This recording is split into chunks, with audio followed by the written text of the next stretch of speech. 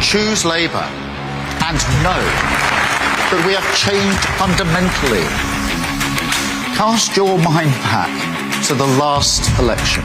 Working people up and down the country looked at my party, looked at how we'd lost our way, and they said, no, not this time. You don't listen to us anymore. You're not in our corner. You don't fight for our cause. And they were right, weren't they? We'd taken a leave of absence from our job description. Everything I've done as leader, every fight I've had, has been to reconnect us to that purpose. A different Labour Party, driven by your values, relentless in earning your vote. When you come from a working class background, you don't walk around problems. No, I've dragged this Labour Party back to service, and I will do exactly the same to politics. If politicians think they can carry on like this on my watch, they can forget it. I put expense-cheap politicians in jail before. I didn't care if they were Labour or Tory. So I say to Westminster, and I say to you, nobody will be above the law in a Britain that I lead. If you voted for the Conservatives and you're still waiting for the change you demanded, if you believe working people deserve a new foundation of security, with rising home ownership driven by a reformed planning system, a new national wealth fund investing in the jobs of the future, cleaner bills guaranteed by clean British energy, and technical excellence colleges training our kids in the skills we need, if you think work should pay fairly, that practices like zero-hour contracts and fire or rehire should be scrapped, and that we need a solution for sectors like care that isn't just exploiting immigrants on low pay. If you want lower migration and higher wages, then I say again, this is what a changed Labour Party will deliver. You won't get it from a Tory fifth term. Only a change of government can bring change to our country. We will serve you. Look around your country. We need you. Britain must come together. I believe in this country. I believe in its spirit. I believe in its people, in its businesses, in its communities. But most of all, I believe that if the British people see respect and service in their politics, then they will commit to the national mission of renewal. So if we are privileged enough to win the next election, we'll walk together with a new mission to get Britain building again, take back our streets, switch on great British energy, get the NHS back on its feet and tear down the barriers to opportunity. A Britain where hard work is rewarded, aspiration is back, communities have more control, politics serves your interests, and where together we can say, in a cry of defiance to those who write our country off, Britain can, Britain must, Britain will get its future back.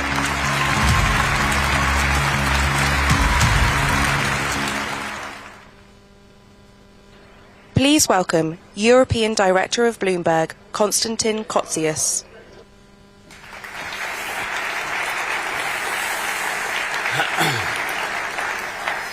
Well, good afternoon, everyone. As you just heard, my name is Konstantin Kotzias. I'm a European Director at Bloomberg, and we're delighted to be supporting the Winter Business Conference and to be joined by so many shadow cabinet ministers, policymakers and senior business leaders from across the UK. And what a setting here at the Oval Cricket Ground. And as it's my job, I couldn't resist the cricket analogy, to open the batting for the leader of the Labour Party, Sir Keir Starmer. And having just seen the England team dazzle against India in the cricket, we're all hoping Sir Keir will continue his Bazball approach to business, positive, engaged and delivering results.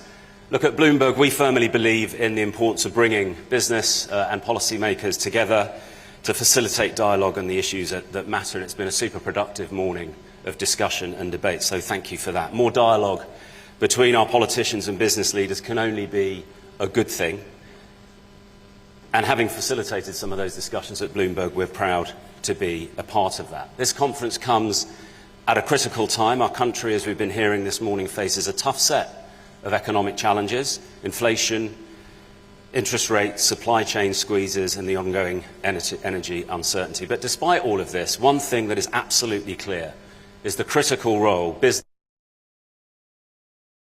must play on the UK growth agenda. After all, it's business, not government, that will provide the jobs, growth, goods and services to help drive our economy. I've seen at first hand the hard work Keir and the Shadow Cabinet have put into their engagement, and I'm impressed with the relationship the party continues to build with business. It's so important. Thank you to all of the Shadow Labour Party. Sir Keir Starmer.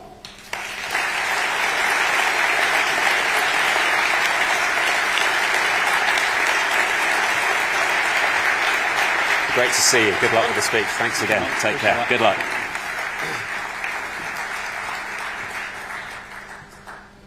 Thank you very much, Con, for those words. Thank you for all your support and your friendship now over many years. And can I start by thanking Bloomberg for sponsoring this event. It is really great to be here. Thank you all for coming, for being in this hall with us. And what an impressive room this is. A testament, I think, to the changes we've made over the last 4 years. I mean, just for a moment, if you'll indulge me, I'd like you all to cast your mind back to 2019. Let's imagine that you were invited to an event like this, a Labour business conference, before any of the changes to our party had taken place. The question is, would you go? Would you, as a wealth creator, feel that your ambition, the vital role you play in our economy, commanded the respect it deserves? Now, don't worry, they're called rhetorical questions for a reason. And this isn't an audience participation event, so I'm looking around the room, put your glitter away. But doesn't that thought just show the scale of the journey that we've been on? The depth of the changes we've made to transform the Labour Party's relationship with business. It's something that I take immense pride in. This has always been one of the key tasks in my project to return Labour to the service of working people. Because we know that in the real world, working people want success as well as support. They want a government capable of matching their aspirations, understand completely that private enterprise is how we pay our way in the world. So all the hard work that's taken us to this point, it's vindication, a recognition of that guiding belief, not just that Labour could be the party of business, that Labour should be the party of business, that now also, 4 years on, Labour is the party of business. But this project has to be more ambitious than changing the culture of my party. You've heard me say many, many times over the last 4 years, I want a partnership with business. But that word, partnership, has to express more than just a good relationship. Frankly, that should be par for the course. So look, everything we do is driven by a determination to provide the businesses, communities and people of this nation with the conditions to succeed, to set a direction. 5 national missions the whole country can get behind, and then bring people together to achieve them. That's the job of government, as I see it, an understanding that we serve the country while you drive it forward. That is what national renewal means. And I know you stand ready to join us. I also know that the caricature that British business only serves the shareholder interest is lazy and out of date. In fact, one of the things I draw great hope from is the determination I see from the countless business leaders I've met to serve the national interest. a pride not just in the contribution you already make, but what else you could achieve if you had a government that matched your ambition. That's why, as we've drawn up our plans for Britain, we haven't just opened our doors, we've taken decisions together as equal partners in the venture of national renewal. Your fingerprints on every one of our 5 missions. But nonetheless, for this partnership to endure, it's not enough just to see the country and its challenges through the same eyes. We have to start getting things done. And that will mean new expectations on your business. Because if we want a Britain where every worker enjoys dignity at work, if we want a country that invests in its infrastructure and its people, if we want a Britain where wealth creation comes from every community, then that can't come from a change of government alone. We all have to change, business included. So look, this is what this document that we're launching today represents.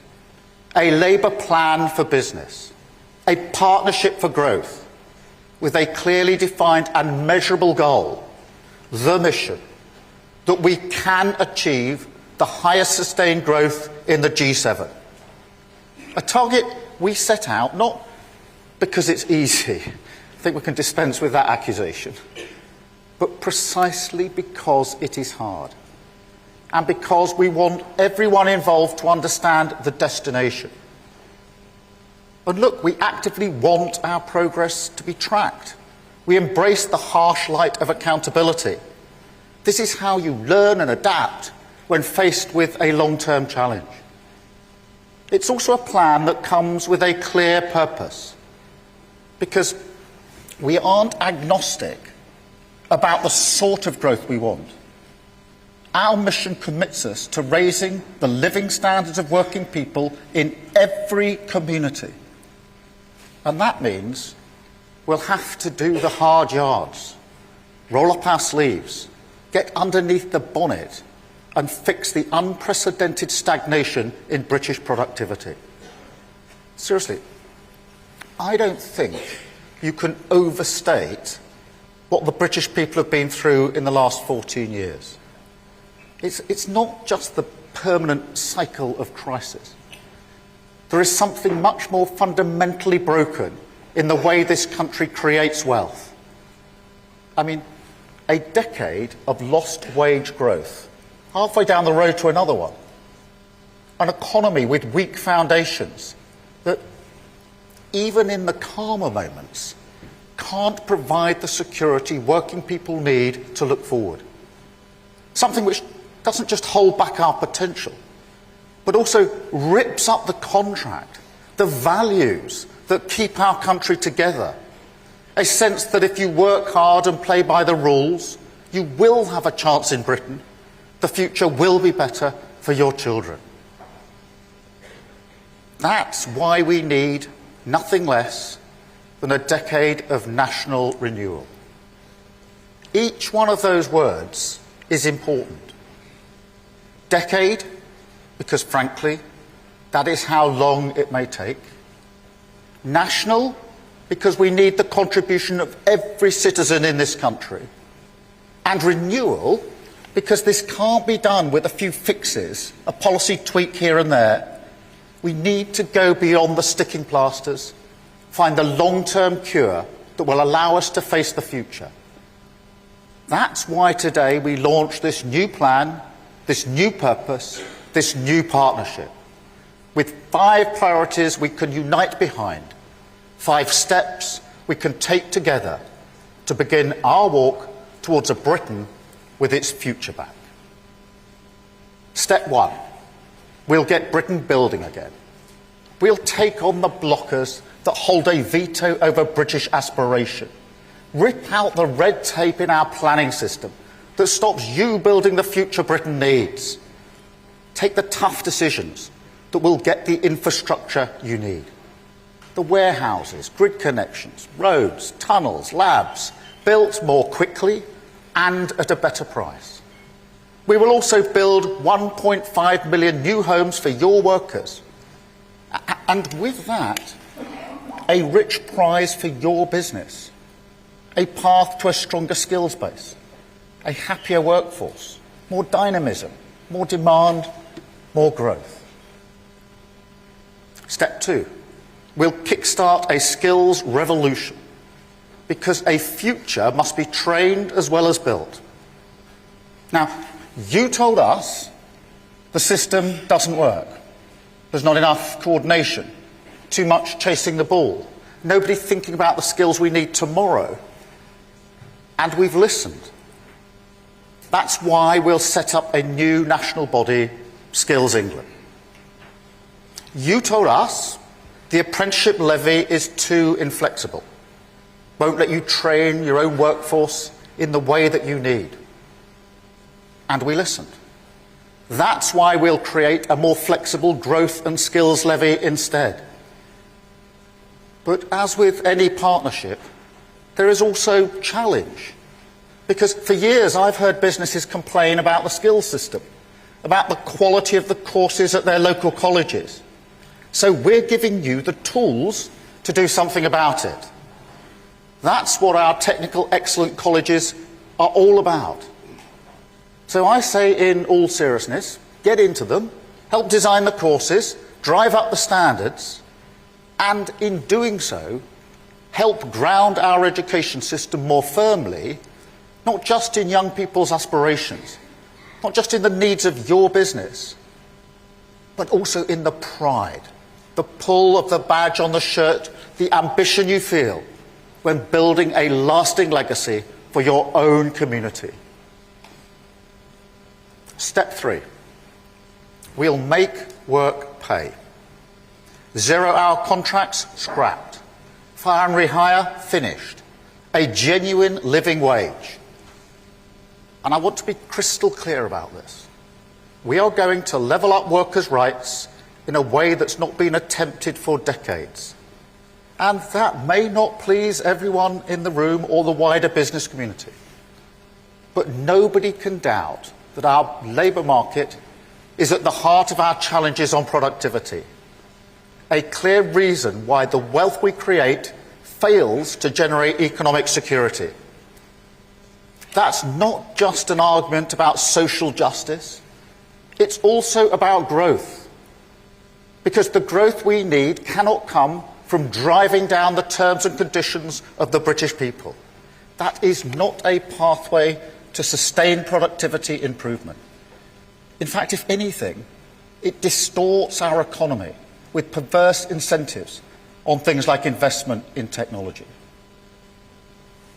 I accept this may be a challenge for some businesses, but we will work with you at every stage of rolling our reforms out. And we will back you with a different deal. We will cut NHS waiting lists to make your workforce healthier.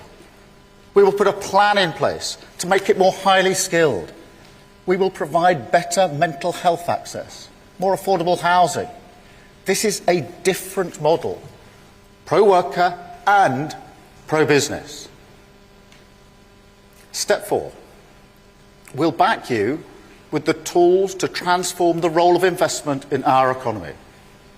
A new industrial strategy that can maximise our distinctive strengths. Life sciences, digital technology, financial services, the creative industries, car manufacturing, clean power. A new national wealth fund ready to work hand in glove with you to rebuild our country, with public investment crowding in many multiples of private investment, sharing both risk and reward by giving the British people a stake. And finally, step 5. In some ways, the most important step of all. The foundation it all rests upon. A commitment to always put economic stability first. Now, Rachel spelt this out very clearly this morning. We cannot and we will not allow public spending needs, however important, to threaten the stability of our finances. We have seen where that leads under this government with total clarity. It is the definition of a false economy, and working people pay the price. But stability, as you've told us time and time again, is not just an exercise in damage control, it's also an opportunity. I go back to what I said a few moments ago. Our job is to provide you with the conditions to succeed. And when you invest in your business, you invest in this country. So we want a competitive tax regime for business investment. That's why we've backed permanent full expensing. But we also know that this regime needs to be stable. In this Parliament alone, we've had a new headline corporation tax in 2021, 2022 twice, and then in 2023, yet more changes to the regime with the end of the super deduction. In fact, all told, there have been 26 changes to corporation tax since 2019. I think that's more changes than Chancellors, although it's hard to keep up. I was at an event the other day where the CEOs were actually vying as to who'd had the most changes of minister over the last few years. But seriously, you know this chaos has a cost. You know that instability has a chilling effect on business investment. Time and again, you tell me it's the chopping and the changing, the sticking plaster politics, the growing concern that our government will rip up its international commitments that's holding back investment in our country. So that's why we've committed today to a stable corporation tax rate. No changes. And so, for the whole of the next Parliament, with Labour, you will know exactly the return on your investment in this country. Because at the end of the day, when the big questions that echo around rooms like this are raised, where does our money go? Where do our jobs go? Where does our investment in a better future go? I want the answer that comes back to be a resounding, why not Britain? A country building again, growing again, believing again that hard work will be rewarded, aspiration will be backed, working people can be successful, because we have a long-term plan to get Britain's future back. A partnership for growth. British business driving our country forward with a Labour Party on your side, walking together with you towards a decade of national renewal. Thank you very much.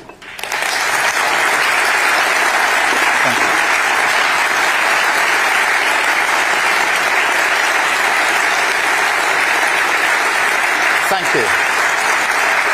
Thank you. Well, I think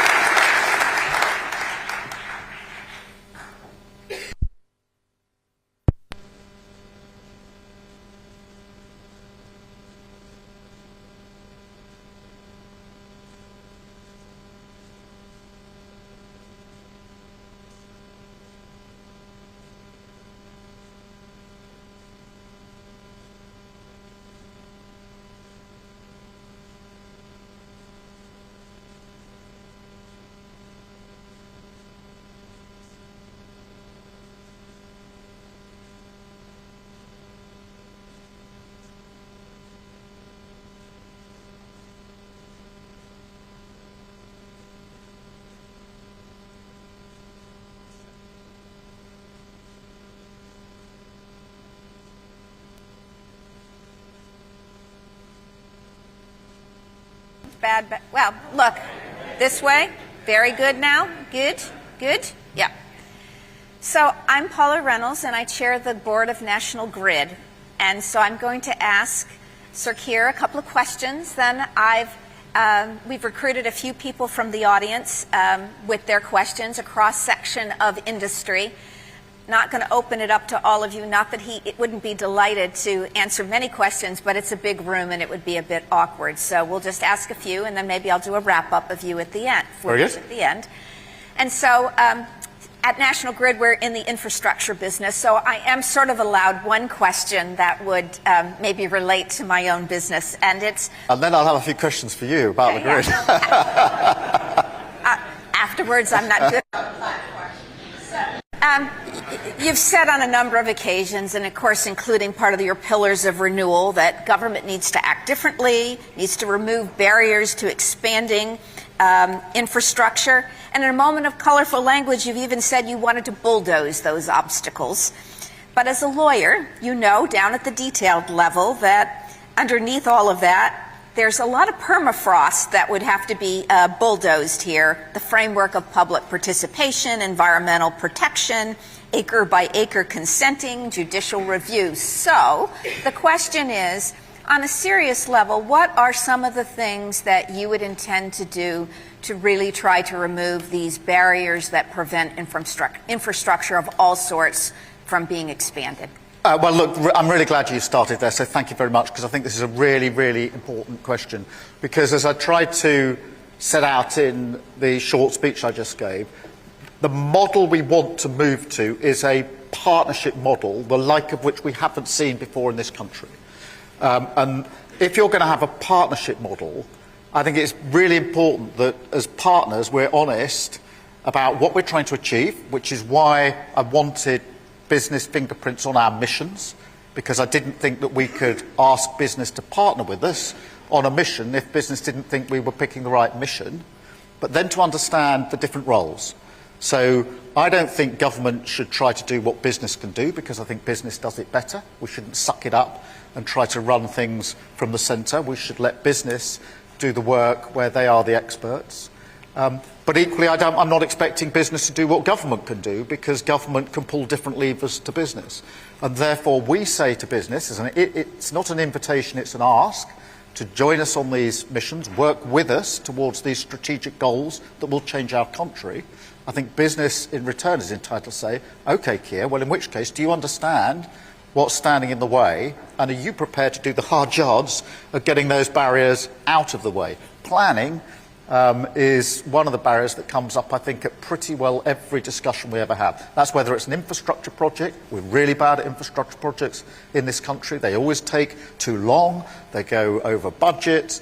We're much slower than other countries. But also when it comes to building houses, etc. So we have to deal with what gets in the way. The first thing in the way, in many respects, is planning, and we've therefore got to reform planning. And we're really determined to do this tough stuff. I think there is stuff we can do about the national framework to start with. It has to be much clearer. The objectives has to be changed. So we made much less challengeability as we go down this road to make sure that we can get these infrastructure projects off the ground much more quickly. So yes, that means that we've got to take on some of the challenges along the way, those that will stand in the way of change. There are always going to be people who stand in the way of change. Whenever you try to change something, will be somebody who says, oh no, we've always done it this way, you can't change things. We've got to bulldoze through that, because I think otherwise we're never going to get the change that we need in this country. One of the formative conversations I had pretty early on, 2 or 3 years ago, was with someone about how quickly I could get a wind farm built onshore if we needed one to get to clean power by 2030. And I was told to build the wind farm would take 2 years, but you wouldn't be able to use it for 13. Because the grid would take time, the planning would take time, and be 13 years. We can't hit our targets if it takes 13 years to get a project that's 2 years to build to finalisation. So we've got to have a real determination here to push through on this. We will try and do some of the early stuff, by the way, without too much legislation, because I don't want to get bogged down. We're going to inherit, I think, if we are privileged enough to come into power, a very broken economy, a broken set of institutions and public services, so we've got to hit the ground running. And so we will get on with it from day one. Thank you. But we do need to talk about the grid. I look forward to it. So you said the magic words of government speak, which is industrial policy or industrial strategy. And there's the industrial strategy that's being practiced in the United States, which is throw a lot of money at something. But then there's the industrial strategy of China, which is a long-term view of where a country can have a first mover advantage to change the trajectory of investment and growth. So when you talk about industrial strategy, you threw out a number of sectors, but might you highlight the several where you think some of the greatest potential is for the economy to deliver sustained and meaningful growth? Yeah, I mean, industrial strategy is hugely important. I think everybody in the room would agree with that. Almost every business leader I've spoken to has put on their list of things that need to change industrial strategy. And we're not in a good place at the moment. Theresa May did have an industrial strategy, which wasn't bad, actually. You will have all seen it and perhaps worked with it. I think I'm right in saying if you go to the government website now and go to the portal for industrial strategy, you will see the words archived. And that is it. There isn't one. It's gone off to the library forever. So we've got to build industrial strategy. We can't have a partnership without it. It needs to be given a sort of an infrastructure of it, and we need a council, I think, for the industrial strategy. It needs to be, I think, in law so that it doesn't come and go as we've seen in the last few years. And I think we also need a version that is capable of doing the granular work sector by sector, because there will be different demands depending on the different sectors in which you are all working and you're all operating. So that's the framework. I think that's vital, by the way. I think it's much needed. I don't think the framework on itself gets you home on an industrial strategy, because it's about a mindset. It's about how do you actually work as partners. And so this industrial strategy, to take any sector, would be working with business to say, what's the journey that, or the pathway to the goal we're trying to achieve? And what are the pinch points? Where does the government need to do something? Is it early funding? Is it changing the skills? Is it making sure that there's a guaranteed purchase at this point on the process?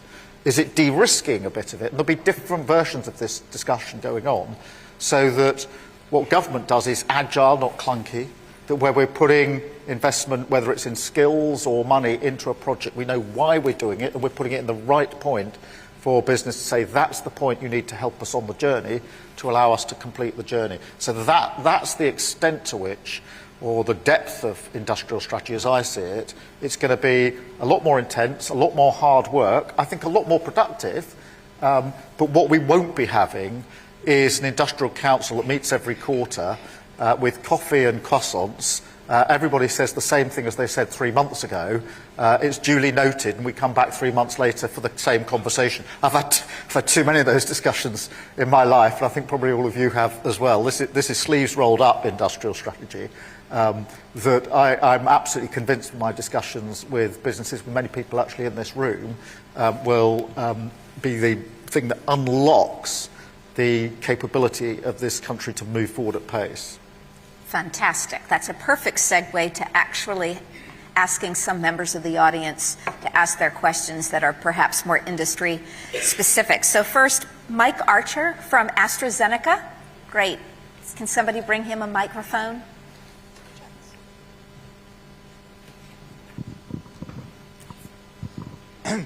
Yes, thank you, Mike Archer from AstraZeneca. We in the sector were delighted to see the report that was published earlier this week by Peter and by Wes for our sector. I think one of the really critical areas in there is about medicines manufacturing.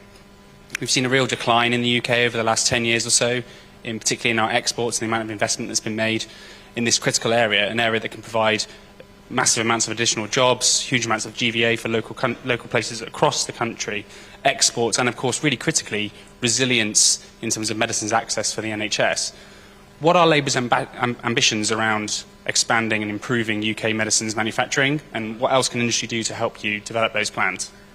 Well, the first thing is we've got to recognise that life sciences is a very important sector already, and I think will be crucial as we go forward. I see it as one of the areas, one of the sectors, if you like, that can drive forward the sort of growth that we need. And it's great to see you, because I think last time we were together was in Macclesfield at your site up there, talking to some of your staff.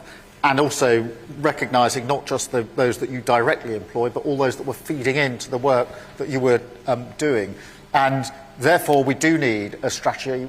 Pete and Wes were working on a strategy, very good report that we launched the other day. So we need a strategy. We need to, with you, work out what the challenges are as we go forward. And from our conversation, I took away a number of things. One is, and this will be across the room, I think, energy costs. For AstraZeneca, and I'm sure others in the same boat, the high energy costs are a real inhibitor.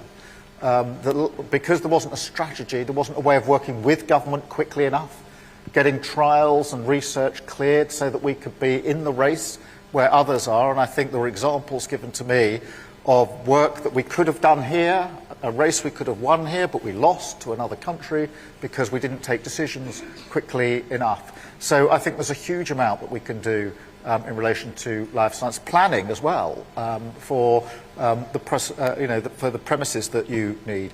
So there's an example of an industrial strategy that is at the national level, but also has the flexibility to work with the sector in relation to the specific demands. But they were big takeaways from me from our meeting. And this is the great thing actually about coming out and talking to people in this room and businesses in their place of work, because reading a briefing in Whitehall is one thing. Going to where you're doing your business, understanding it properly, having those discussions in Macclesfield is much more impactful. And for me, it's a way of working. On the way back on the train or wherever I'm getting back, I mull over what people have said to me.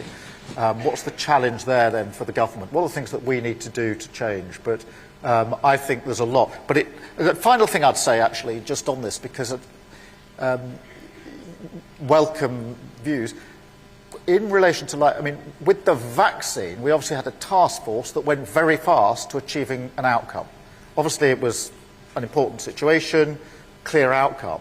But that sense of a task force approach that goes across government departments, so that you're not knocking on this door one day, another door the next day, and nearly always with somebody else behind a desk under this government, that we can create a more dynamic way of actually delivering in government, I think, would sit above the various things I've mentioned already. Thank you.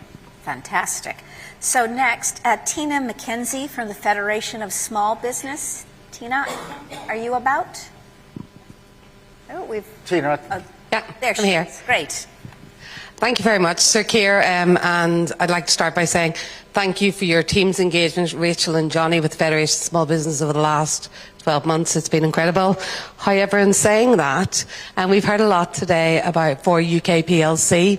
We've talked about corporation tax and full expenses, etc.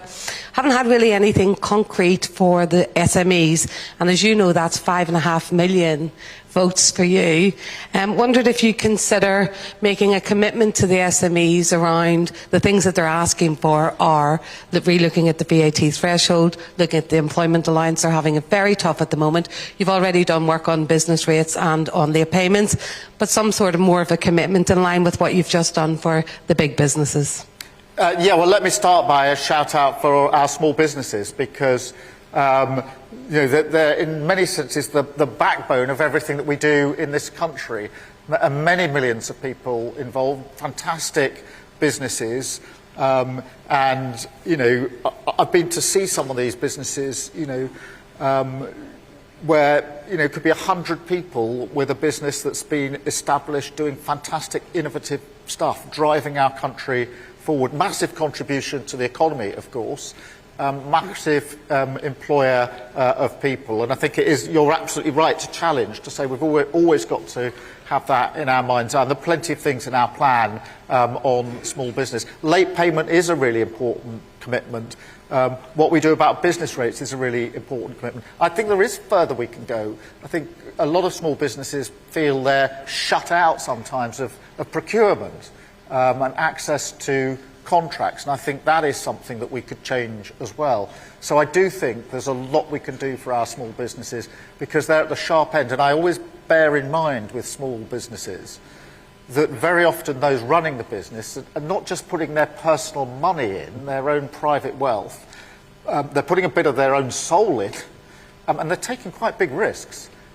with the businesses that they are running, and that's why I think it's important that we have a government that supports them. So thank you for the question, thank you for the challenge, and we'll continue to work with you in relation to small businesses. Thank you. So next we're going to take you to the property side. So Melanie Leach from the British Property Federation. Thank you. Thank you, Sir Keir, for your speech for today, for the clarity of the business partnership plan, and of course from the property sector for the focus on building.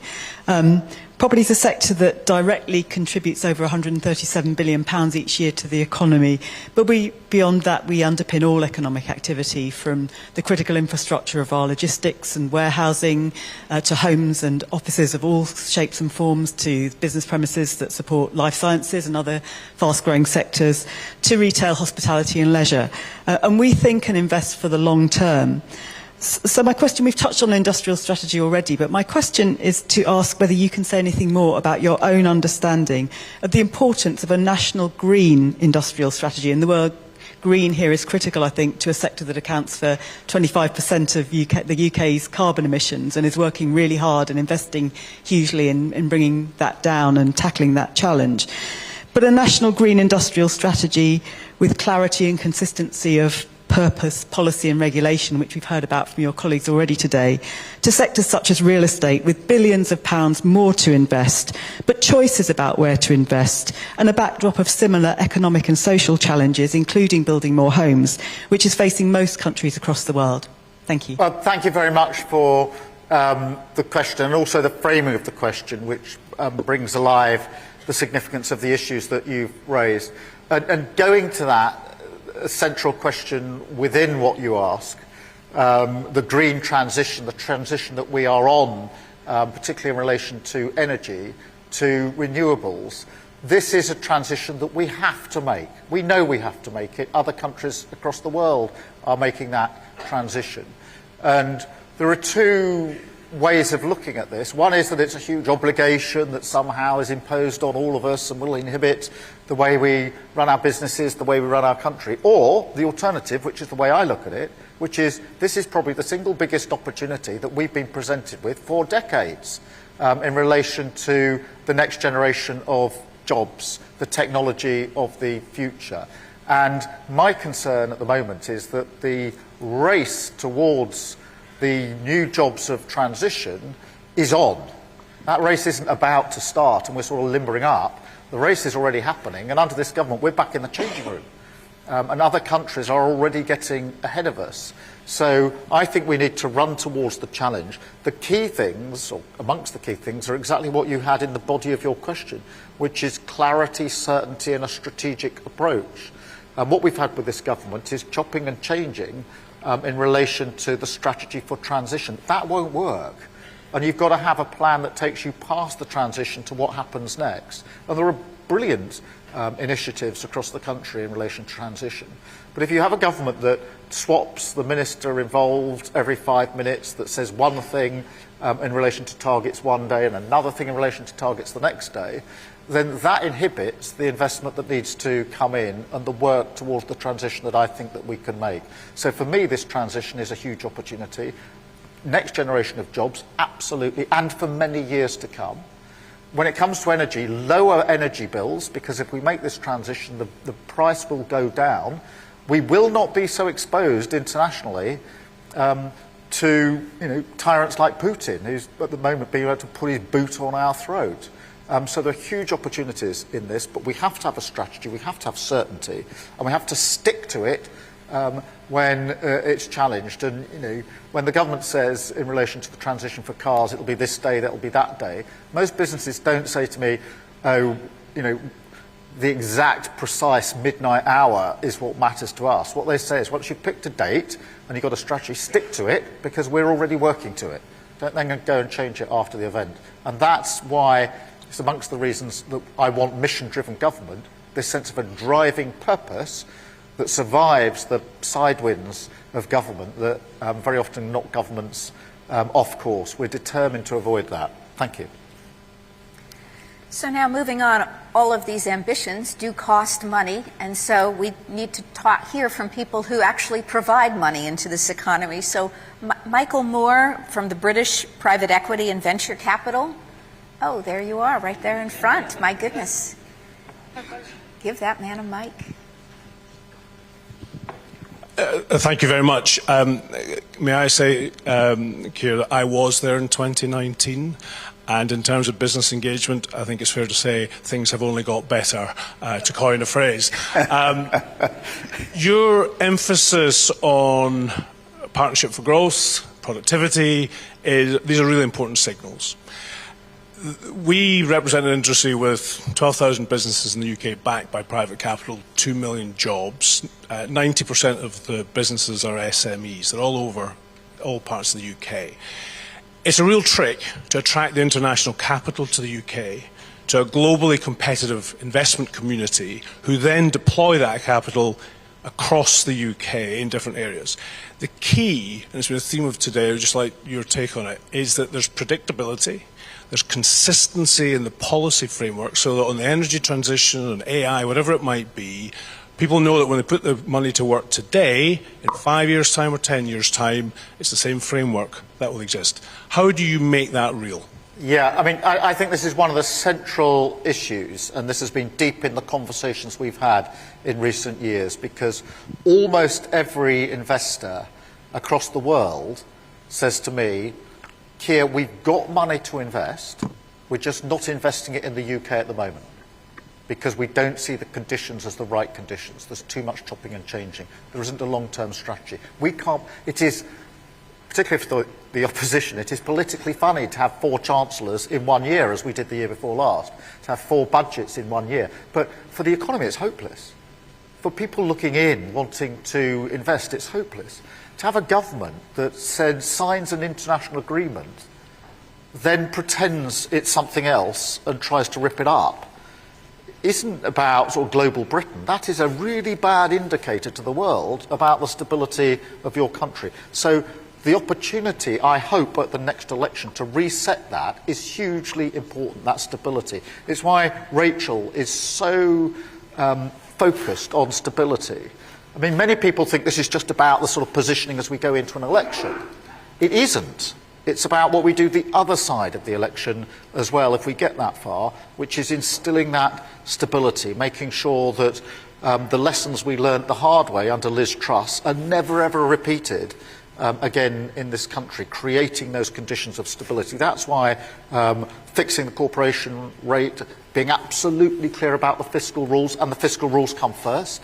They override, so everybody knows what the priorities are. But having a strategy where you say, this isn't the strategy for the next 12 months, it's a strategy for the next 5 years, even 10 years. And sometimes people sort of blink when I say a decade of national renewal and sort of think, well, you haven't even won one election yet. And here you are saying a decade of national renewal. But we've got to be real about the stability that we need. It's got to be measured in years, not in months.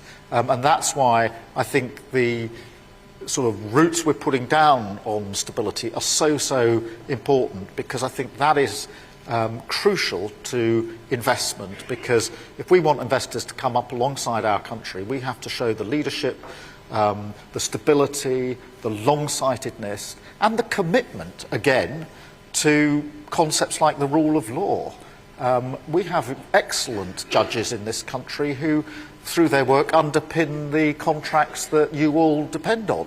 That is a very good thing. We should be making sure that we understand properly why those things matter in this country, and I genuinely hope that if we win the election, it's a reset moment for the country, where we can make clear that that stability matters for so many reasons, but not least because of the investment that I genuinely think it will attract into the country to allow the change that we need to happen at all and at a faster pace. Thank you, but it's such a central issue. I really appreciate the question. So the one thread that unites everyone in this room, no matter where they come from or what they do, is technology. So your last question from the audience should come from Chloe McCune from Microsoft. who is? Chloe, over there. There you are.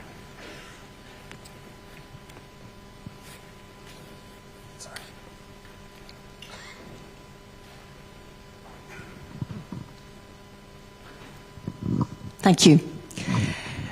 So, like many companies here in this room, we had a good chat on our table about how to contribute in partnership to assure better economic growth. We're really hopeful in this era of AI and cloud, and wondering what your vision is, should you be fortunate enough to be in government. What's your vision, and how can you share how that cloud and AI adoption will help support that economic growth? Well, I mean, thank you for that question, because AI is absolutely central as we go forward. And I think the first thing to make clear is my attitude, if you like, to AI, because I think people broadly fall into two camps. There's those that are fearful and want to try and put it back in its box, or those that say this is transformative and will be a real revolution that can do a huge amount of good. I'm in the second group, and therefore I want to embrace AI. I think we're in a good position in this country. We're second or third in the world. We've got Microsoft, we've got others, we've got Google, we've got incredible people here, I mean, working in technology, working on AI here in this country. So we've got a real head start. And I think that we've begun to set out the principles for regulation, or the framework, I should say, that we put around this. And it was somebody at Google who said to me, with AI, Keir, think of it as like a fork. He said, you know, if you're trying to eat your dinner, a fork is quite a useful thing to have, but it can also be used to stab someone. So you don't prohibit the fork, you regulate what it's used for. And those that are at the leading edge of this, I think, are in that camp, which is let's get, and we can lead on the regulatory front, I think. We're in a position to do so. I thought it was good the Prime Minister convened a conference in the autumn of last year. I don't think we made the most of it, frankly. We would continue with that and make more of it, because I mean, there are so many examples, you all know them as well as I do, but, you know, the ability to use AI to transform the sort of detection rate for, I don't know, kidney cancer is absolutely incredible in terms of what can be done, and we're only in the foothills at the moment. So this is something we need to embrace, put a framework around it, but embrace it in the right spirit, because I think this is going to make a huge difference to all of our lives as we go forward. Certainly to my son, who's got ChatGPT on his phone already, which is very handy when he's doing his revision for his GCSEs. I'm not quite sure what to make of it. Other than it's really fascinating that for him this is second nature. For him this is already part of what he's growing up with. And I think that, again, is an indication of what a change this is going to make. So we have to wrap this up, so I'm going to throw you one last question, which I think our audience will appreciate, because in corporate life we have this tradition when there's a new CEO, what do they do? What's the first 100 days like, where you put a print on the organization that you're making change? So let's imagine you as elected as our next Prime Minister. What are you going to do in your first 100 days? You've just taken me on a journey down memory lane, because when one of the changes I made in my own career was going from an individual barrister doing cases to heading up the Crown Prosecution Service, 7,000 staff, and I got exactly that, which is, Keir, you need to be clear about what you're going to do in the first 100 days, so I'm familiar with this. Look, I think there's a lot, obviously, that we need to do.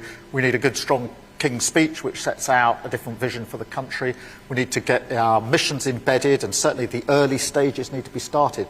I think the most important thing that I want to get across in the first 100 days is the change in mindset, the change in approach. It will feel different. You will feel you're dealing with a different government that's going to operate in a different way. So rather than this piece of legislation or that piece of legislation, I think the first 100 days is about setting the relationship and like a breath of fresh air that we're in a different place now. We can do business and we can walk forward from here. I think that's the most important thing that I hope to achieve in the first 100 days. Again, knowing we've got to work really hard to get into that election and out of that election and do the hard yards of putting the positive case that we want to put before the country. Well, that brings our time to a close. It's been a privilege. One last round of applause for Thank you for having me. Starmer. Thank you. Thank you. See you, Ray.